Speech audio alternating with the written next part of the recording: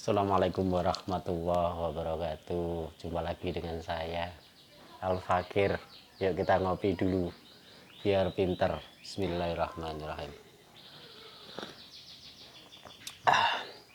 Alhamdulillah, segala puji syukur kita selalu kita panjatkan kepada Allah, yang mana kita selalu diberikan nikmat rahmat oleh Allah yang tidak pernah terputus. Hari ini saya akan bercerita tentang apa itu manakib. Kita sering mendengar, yuk kita manakiban, bahkan kita sering ikut ngaji manakib. Atau orang luar sebetulnya manakib itu apa sih? Kok orang pada seneng ngaji manakib? Ada juga yang masih penasaran dengan apa sebetulnya yang disebut manakib. Begini ya, manakib itu kalau dari bahasa Arab daripada kata jamak mufrad manakobah. Nah, jadi jamak mufrad manakobah artinya suatu perjalanan hidup seseorang. Ya, biasanya di situ yang seseorang kekasih Allah biasanya.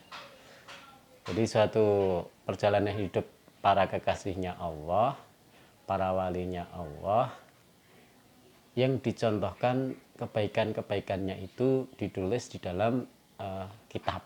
Nah, atau juga kebanyakan lebih cenderung ada yang memaknai bahwa manakib itu adalah kekeramatannya para wali. Nah, karena memang kebanyakan yang punya manakib yang diceritakan itu adalah para wali atau para kekasihnya Allah. Jadi yang disebut manakib itu adalah cerita suatu perjalanan kehidupan di dalam menjalani kehidupan di alam dunia seorang kekasih Allah, sehingga ditulis di dalam satu kitab. Adapun dasar hukum, nah ini yang penting nih. Sebetulnya gimana sih dasar hukumnya orang ngaji manakib itu? Gitu kan. Kita mungkin masih ragu kadang-kadang karena nggak tahu dasar hukumnya. Kadang-kadang orang wah itu bid'ah, nggak ada contohnya, nggak ada segala macamnya. Di Quran dijelaskan fadkuruni azkurkum, ya. Waskuruli wala takfurun. Wa min ba'di dzikrillah zikrus solihin, wa min ba'di sukrinillah sukrun lis solihin. Nah, itu dasar hukumnya. Jadi maka ingatlah padaku, gitu kan, kata Allah begitu, fazkuruni adzkurkum, maka ingatlah padaku, aku akan mengingatmu, ya. Nah, penjelasan dari situ setelah kita mengingat Allah, kita dianjurkan mengingat para kekasihnya Allah, para walinya Allah. Nah, kemudian di situ waskuruli, dan bersyukurlah kepadaku, wala takfurun, dan jangan kufur. Nah, di situ maknanya kita pun harus bersyukur kepada kekasihnya Allah, kepada para ulama yang telah mengajarkan, membimbing kita ke jalan yang lurus, ke jalan Allah, ke jalan yang diridhai oleh Allah Subhanahu wa ta'ala. Sebab tanpa beliau kita nggak akan bisa. Tanpa para ulama kita mau lempang sendiri jalan, nggak tahu mana yang benar mana yang salah. Makanya kalau orang berprinsip saya udah bisa sendiri, itu bohong. Kita bisa sholat aja, bisa wudu udah dari kecil diajarkan oleh para ulama. Langsung orang bisa sholat itu nggak mungkin. Contohnya para mu'alaf, orang yang baru masuk Islam, tetap ada pembimbing. Nah, itulah di situ kita dianjurkan untuk bersyukur kepada para ulama, apalagi para kekasihnya Allah yang sudah bersusah payah berjuang demi umatnya Rasulullah, demi agamanya Allah, untuk membimbing kita supaya kita selamat fit dunya wal akhirah, bahagia dunia dan akhirat. Nah, itu. Adapun begini kelanjutannya. Adapun yang disebut manakib di situ banyak sekali sebetulnya. Bahkan di Quran sendiri ada manakibnya Luqman Hakim. Sayyidina Luqman Hakim diabadikan di dalam surat Luqman, itu adalah manakib juga. Itu bahkan ada juga di surat Maryam, itu juga manakib juga sebetulnya.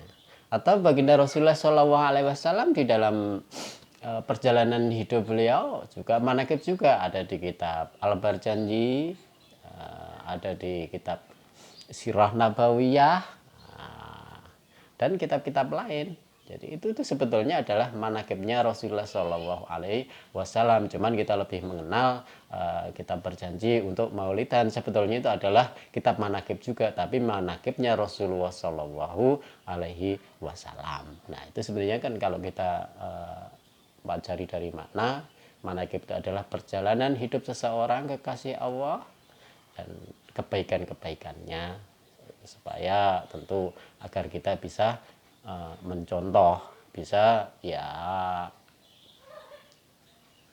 untuk melihat selanjutnya, untuk bisa kita contoh gitu, untuk kita jalankan semampu-mampunya, walaupun kita sendiri ya tidak pernah mampu, pokoknya yang penting usaha aja udah. Adapun manakib yang banyak beredar di lingkungan khususnya di Indonesia, itu yang paling terkenal, yaitu yang paling masyhur, yaitu manakibnya Sultan Aulia Syekh Abdul Qadir Jailani. Ya, biasa manakibnya Sultan Aulia Syekh Abdul Qadir Jailani itu wah subhanallah luar biasa, di mana-mana ada ya. Diambil di semua pondok-pondok salaf itu suka mengadakan manakiban sebagai bentuk penghormatan kepada Syekh Abdul Qadir Jailani. Jadi ada di dalam beberapa kitab, itu kitab manakib pun juga tidak satu, nggak kitab manakibnya Syaikhul Qadir Jailani itu nggak cuma satu, ada kitab Nurul Burhan, itu ditulis oleh Syekh Abdul Karim Al-Barjanji yang menulis kitab Al-Barjanji. Terus ada kitab Jawahirul Ma'ani, itu yang ditulis Syekh Ahmad Jauhari Umar. Ada kitab Nitajul Arwah, ada kitab Sirul Asror, ada kitab Lubabul Ma'ani, dan tentu kita istilahnya ya banyak harus membaca kitab-kitab itu semua supaya kita lebih detail di dalam mengenal atau membaca kitab manakib Sultan Aulia Syekh Abdul Qadir Jailani. Adapun ada lagi juga yang cukup mulai dikenal, yaitu kitab manakibnya Syekh Ali Abu Hasan As-Sadzili.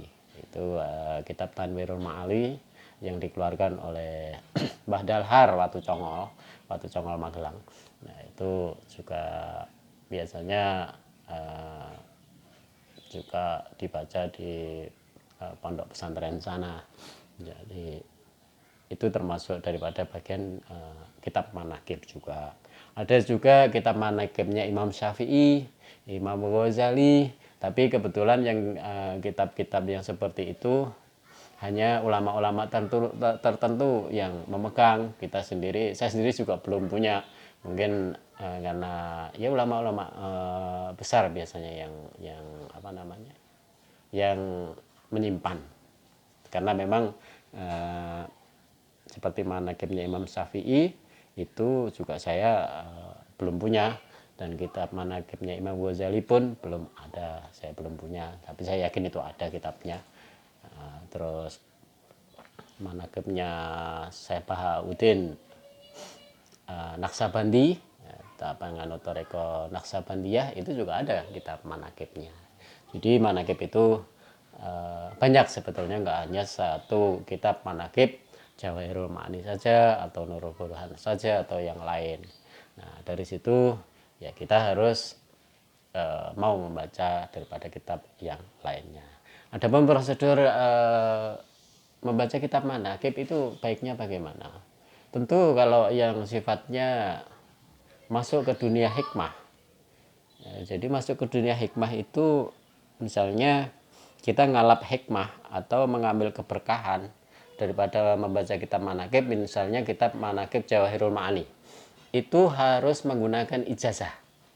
ijazah daripada guru yang mempunyai ijazah yang bersanad. Nah, itu yang paling penting, karena kalau tidak punya ijazah ya kadang-kadang mungkin sering mengeluh, saya sudah baca kitab manakib sekian kali, sudah 1 tahun, tapi yang saya inginkan, yang saya hajatkan kok belum terkabulkan.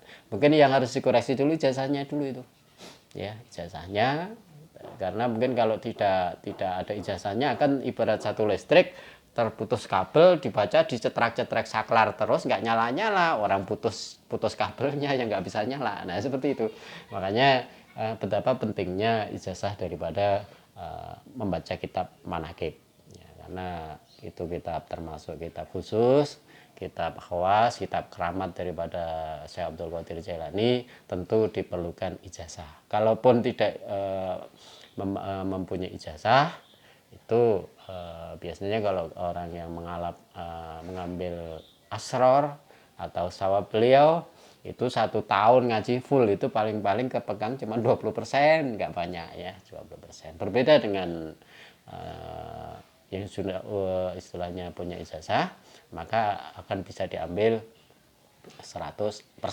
Nah, bayangkan kalau cuma setahun cuma 20%, untuk mengambil 100% juga butuh waktu 5 tahun, tentu butuh waktu yang lebih banyak. Makanya pentingnya ijazah di situ, dan kalau ada apa-apa bisa dipertanggungjawabkan, karena biasanya itu guru yang punya tanggung jawab sanatnya itu. Jadi yang berkewajiban ngontrol itu adalah gurunya ya. Jadi yang berkewajiban kontrol adalah gurunya, guru manakibnya itu. Tidak hanya sekedar kasih ijazah lepas, kasih ijazah lepas. Itu namanya ya istilahnya kurang kontrol terhadap yang diijazahkan. Jadi guru yang bijaksana biasanya akan mengontrol muridnya. Nah, ini termasuk yang diijazahi manakibnya itu sendiri. Makanya pentingnya daripada kita meminta ijazah daripada guru, baik itu zikir, wiritan, atau manakib, atau lainnya. Itu karena yang diambil adalah sanatnya, keabsahannya, supaya tidak terputus daripada alirannya. Nah itu maksudnya, supaya kalau tidak terputus alirannya kan insya Allah keberkahan itu akan mudah. Nah, nanti biasanya kan kalau manakib dari guru, udah kamu harus riyadhah sekian hari, berpuasa sekian hari, dibaca sekian kali. Nah di situ biasanya untuk mengambil daripada asrornya dulu ya, asrornya dulu, kemudian istilahnya ibarat nyambung kabelnya dulu, sehingga nanti sekali waktu dibutuhkan itu akan sangat mudah untuk tercapai apa yang dicita-citakan. Nah itu daripada manakib ya. Jadi sangat banyak keberkahan kalau kita membaca manakib. Jadi baik itu manakib Syekh Abdul Qadir Jailani, manakibnya Syekh Ali Abu Hasan Asazili, saya pun juga sama. Saya baca kitab Syekh Ali Abu Hasan Asazili, saya baca kitab Syekh Abdul Qadir Jailani, dan alhamdulillah daripada para ulama sudah memberikan ijazah. Jadi ya alhamdulillah nyaman-nyaman saja, dan nikmat sekali membaca kitab itu ya. Dan termasuk juga jangan dilupakan, kalau kita kadang-kadang asik membaca manakib, membaca kitab, terus Qurannya dilupakan juga jangan. Quran tetap harus dibaca. Manakib itu ibarat pulsanya, sholawat itu ibarat salurannya, radarnya, dan Quran itu adalah baterainya. Kalau kita mau aktif tiga-tiganya, tentu harus tidak boleh dilepas. Kalau ada yang nggak aktif salah satu, mungkin tekor salah satu kok nggak bisa nyambung, ya harus diperiksa. Mungkin Qurannya nggak pernah dibaca, atau sholawatnya yang lempeng nggak pernah dibaca, sehingga mungkin saya baca manakib kok nggak pernah sampai ya, nggak pernah ini hajat saya nggak pernah tersampaikan. Yang harus diperiksa tiga itu ya. Jadi manakib, sholawat, dan Quran. Qurannya tetap harus dibaca. Sholawat itu ibarat saluran radarnya, dan manakib adalah pulsanya. Ketiga-tiganya kurang salah satu, biasanya rada sulit nyambung. Biasanya dari pengalaman itu sulit nyambung. Jadi Quran kalau baterainya minus, ibarat kita punya HP baterainya tekor, mau dipakai telepon juga nggak bisa, ya kan.